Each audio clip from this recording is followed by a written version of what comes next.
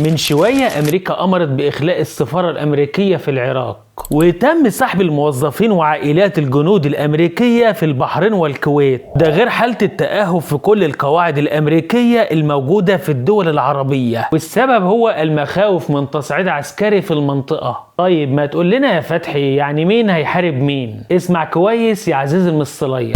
حاليا في مباحثات شغالة بين إيران وأمريكا على البرنامج النووي، والمفروض في مفاوضات هتتم يوم الأحد القادم في سلطنة عمان. والاتفاق الأخير على البرنامج النووي ده كان واقف عند نقطة واحدة، وهي تخصيب اليورانيوم.